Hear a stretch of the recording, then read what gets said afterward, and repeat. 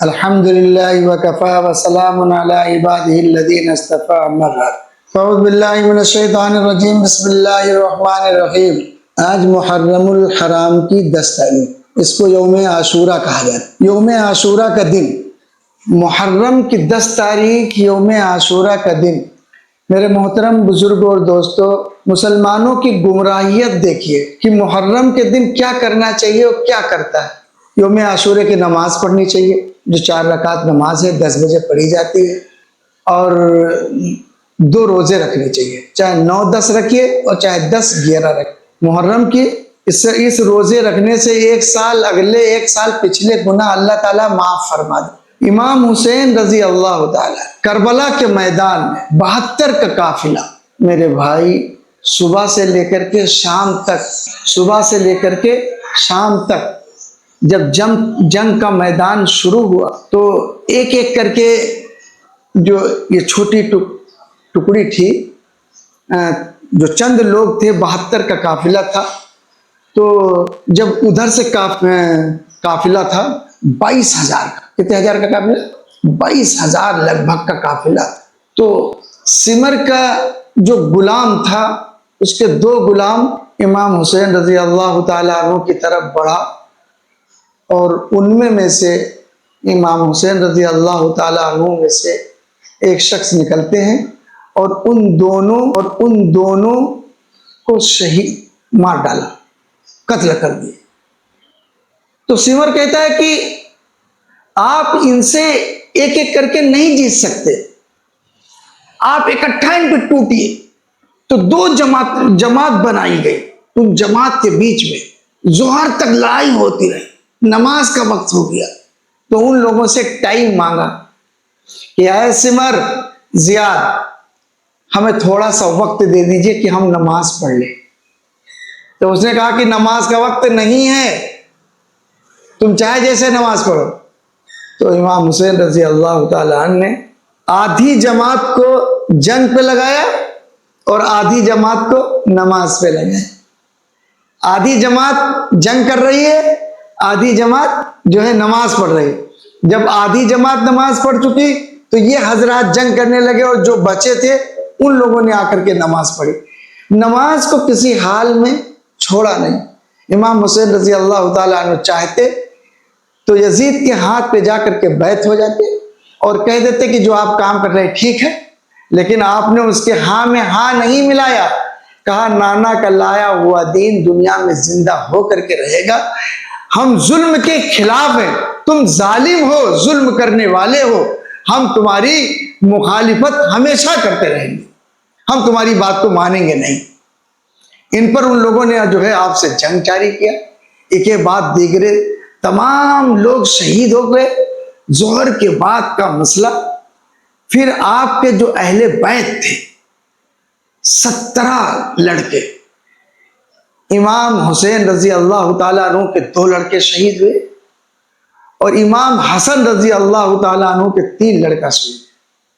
علی اکبر، علی اصغر۔ علی اکبر نے کہا اے والد صاحب، اے ابا جان،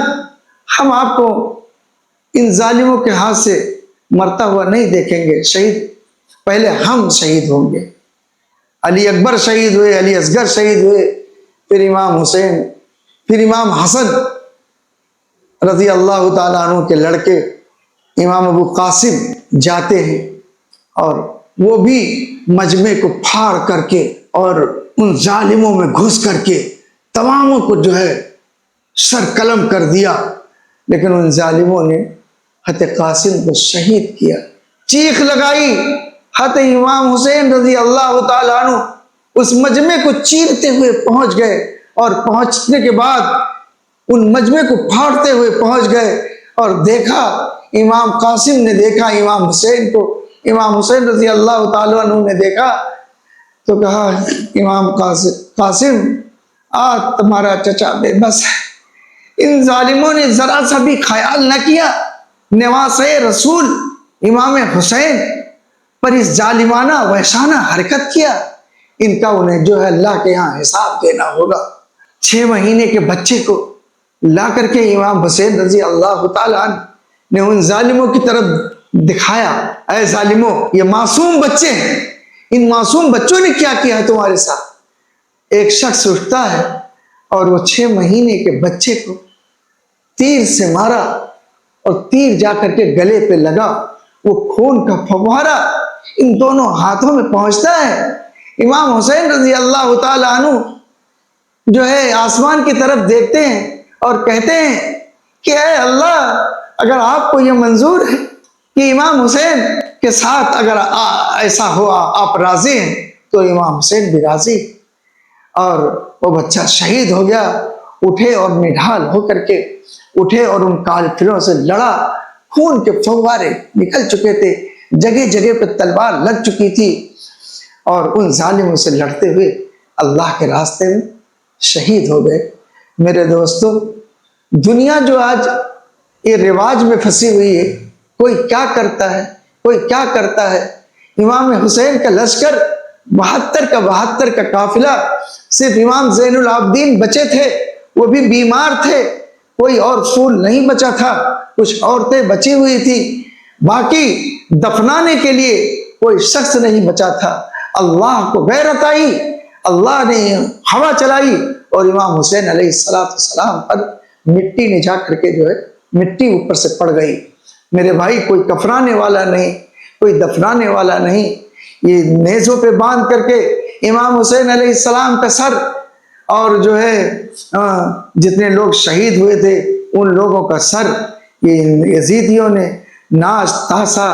تماشا ڈھول تاشے تماشے کرتے ہوئے یزید کے پاس لے جا کر کے پہنچے۔ اس لیے میرے بھائی، دنیا کے اندر رہنا ہے، اللہ کے حکموں کو مان کر کے جانا ہے، اور پیارے آقا جناب محمد رسول اللہ صلی اللہ علیہ وسلم جو طریقہ لے کر کے آئے تھے اس طریقے کے مطابق زندگی گزارنا ہے، اسی میں میرے محترم کامیابی ملے گی۔ اور اگر ہم نے اللہ کے حکم کو چھوڑ دیا، پیارے آقا جناب محمد رسول اللہ صلی اللہ علیہ وسلم کا نورانی طریقہ چھوڑ دیا، تو کل قیامت کے دن ندامت کے آنسو رونا پڑے گا۔ اس لیے میرے محترم، ہمیں دنیا کے اندر رہ کر کے اللہ کے حکم کو مان کر کے جانا ہے اور رسول اللہ صلی اللہ علیہ وسلم کے مطابق زندگی گزار کر کے جانا ہے۔ اللہ تعالی ہم سب کو عمل کی توفیق عطا